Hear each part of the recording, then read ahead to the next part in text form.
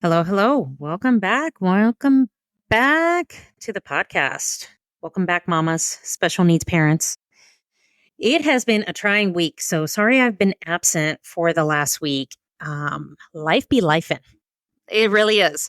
So life be lifing, and it's just one of those things that you just have to make sure that you take care of yourself. And sometimes we have to prioritize things, and work is just really crazy right now. So I am getting back into the swing of things. Hope you guys are having a good week. I hope you had a good Easter. Very seasonably warm in the state of Illinois, so which is kind of a rarity at this stage in the game. But the winter was very mild and it's very unusual, as always. So, in today's episode, I wanted to talk about building your community, your tribe, and how to find them. Now, I know as special needs parents and as special needs moms, community and your tribe are things that are very important when it comes to caring for your special needs kids.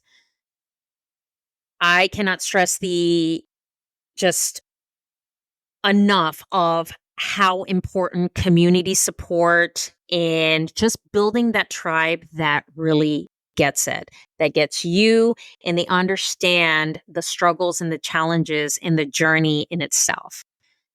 Now, a lot of times, as special needs parents, as special needs moms, special needs dads, we feel a lot of isolation. We feel alone a lot. We feel misunderstood. We feel unheard, unseen. These are all things that are very normal. I can tell you in my special needs journey with my two special needs kids, I can tell you the isolation, the loneliness, the just not being heard and not being seen are things that really bring on a lot of anxiety and depression. And there are still days where I still feel like that, where people don't understand exactly what my journey is like. They don't understand what my life is like. And just the things that I go through on a daily day basis with my children. And it's not to say that I expect everybody to know. However, when you interact with other special needs parents that are going through the same thing, they get it. They understand. They know exactly the struggles and the challenges that come with it. And a lot of times we feel that isolation and loneliness because when you reach out to your family, they don't really get it. When you reach out to friends, they don't really get it. Or other people within your circle that don't get it. I think that the importance of finding that community and that tribe that supports you with open arms, that understands your struggles and understands just the dilemma and challenges and just the fear and the loneliness and just the depression that we feel, it's a game changer. And it's something that's super important as special needs parents. And it's something that as a community, it's needed and it's something that we need a part of our life. So you may be thinking, okay, well, where do I start to look for this type of community, this type of tribe? How can I build it? Where can I find support? Now, I know when I started in my special needs journey, this is going on because my oldest daughter is going to be 13 this year, almost 13 years ago. There wasn't a lot out there. And the internet was still kind of new at that time. It's just kind of coming on, and it had been there, but as far as like Facebook groups and things like that, those things were starting to become new and just up and coming. So what I did is I would ask social workers, are there any type of parent support groups? Are there, things that can help? Are there, any resources? And they really didn't have a lot at that time. Well, of course, as any parent, you get on Google and you start Googling shit and figuring out, okay, well, I don't know what's going on and I don't know how to navigate this. So where do I find help or somebody that gets it? So I started looking on Facebook, and there were some really good support groups with the same type of condition that my daughter had, which was a chromosome 6 deletion Facebook group. And I remember getting in contact with the mom who was in charge of the group at that time. She is no longer a part of that group. She did leave the group because, she has other things in life that really took priority, right? And I was exchanging messages with her and talking with her, and I just felt this wealth of support because she got it. And it was really refreshing to see that there were other moms and parents just like me navigating these challenges. I would ask a lot of questions and just try to understand how to navigate this journey with my daughter. Now, of course, fast forward in 2015, in 2016, as my youngest daughter turned a year old, and we had to get her diagnosed because they believed that she was on the autism spectrum. Well, it is true because they did diagnose her with autism. So, of course, once again, it's how do we find her help? How do we do this? How do we navigate it? And of course, there are services, for developmental and, for her cognitive abilities and for the speech and all those things that entail when we're going through that special needs journey. I didn't know at the time anything about any parent training centers because I felt like I didn't ask enough questions. And I was trying to not only process my feelings for another daughter, having these types of needs and knowing if she was going to, you know, become independent in life, knowing that my first child probably not going to happen considering the complexities that she has, that I had to look for support for the kids. And even though in the midst of all this, yes, I went through a very difficult divorce, it was very challenging in trying to navigate co-parenting with my ex. And it's still a challenge to this day as far as how to help the kids. So as a mom, I just say, you know what? I'm going to do the best I can as far as navigating this support so I can get support and the kids can get support, whether they choose to or not. So I know I hadn't seen parent training centers when I put the girls in a different school district, and the social worker had suggested that to me. And I'll tell you, there was a wealth of knowledge and a lot of things that I did not know. And I, found other moms and just a good support group and more support groups. I've even ran into moms at my job that have special needs children, and we exchange stories all the time. I even refer them to different Facebook groups so they can get some support or even ask questions or something to help their child. So, what I would really recommend is Google searching whatever it is that you're looking for. If you're looking for resources, kidswaivers.org is a great resource to start with because it'll give you everything in all 50 states. And I know I had talked about that on a previous podcast episode.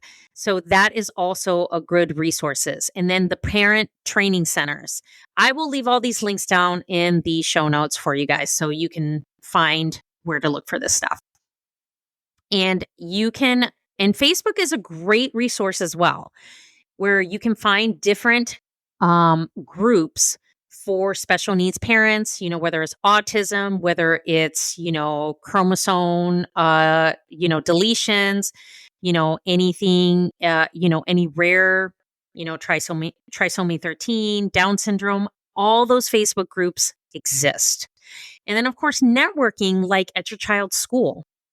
You can find, like, with the help of social workers, with the help of their teachers, you can navigate and ask questions on how to find resources to either help you, navigate the journey, whether it's parent training, whether it's something for your child. It's always good to ask and network with different people. And I know some of these Facebook groups that I am a part of, they usually have different events that are mostly free or at a small cost. that you can go and educate yourself on different things to better the life of your child. Now, I know also Instagram is a good resource too. I have researched people on Instagram. I can tell you a few of the people that I do follow on Instagram that are just a blessing in disguise when it comes to the special needs community. One of them is Camille Joy, and she runs the Moments of Joy podcast. That is her name on Instagram. I will leave everything in the show notes so you guys know how to find everything. She hosts, and this is something brand new. She started this last year. It was a Moments of Joy fest, where it is a bunch of speakers that come in. They educate you as far as special needs, autism, all that. I wish I could have gone to this fest last year. I did see bits and pieces of it on Instagram when she posted it. This lady is phenomenal. Her son has autism, and also he is a heart warrior. So he does have a heart condition, just like my 12-year-old daughter, who does have a heart condition because of her chromosome deletion. She is getting ready to host the second annual Moments of Joy Fest. I am going to try my damnedest to be at that event because she makes such an impact in the not only autism community, but in the special needs community. Another creator that is really good is the Special Needs Supermoms. I think I'm saying that right. I'll make sure everything is in the show notes. She is another mom who has a medically complex child. Awesome, awesome, awesome. She gives such good tips and such vulnerability and rawness to her story. That's why I choose to just, just consume and learn all about her. Another one, and I know they have a podcast also, is the Caffeinated Caregivers. I found this creator magically while I was scrolling late on Instagram late at night, because sometimes, I can't sleep and I do a lot of late night scrolling. So I need to create more instead of consume. So she is awesome because they also have a podcast. And she gives a wealth of good knowledge as far as being that caregiver to your medically complex special needs child. Great. These are 3 creators that are awesome. Please go check them out and you can just ask them questions. I'll tell you, they may have a large following, but I tell you, if you send them a DM, send them a message, they will respond. Okay. And sometimes they may take a little while, but they will respond. So there's a lot of good resources. Even go to TikTok. There's a lot of special needs parents on there that talk about their journey, and you could do an easy search. TikTok is a great resource. Let's make sure it sticks around, right? So those are some of my just points and just some people to follow and some ways to find support and resources, because there's a wealth of knowledge out there and there's always other special needs parents, moms, dads that are there to support you, to embrace you with open arms and love you. Okay. So I hope this episode was helpful. Like I said, I will leave everything I talked about on the show notes as far as how to find these creators and how to look up their content, because it's really good. Okay. So make sure you check them out. And as always, if you have an interesting story, if you want to share something that I can use for a future episode, please send me an email. The email will be on the show notes. Send me an email. I always like reading emails. I know it's taken me a little bit to get back to emails. I know I have some emails. So if you're listening and you sent me an email, don't worry. I will respond to you right away. Okay. And give you some feedback. So hopefully this episode was helpful. Thank you so much for listening and continuing to listen to the show. Make sure you share, like, follow. It always helps. So I always love to just make sure that this impacts somebody and it helps somebody out there listening. So hope you guys have an amazing week, and I will chat with you next week.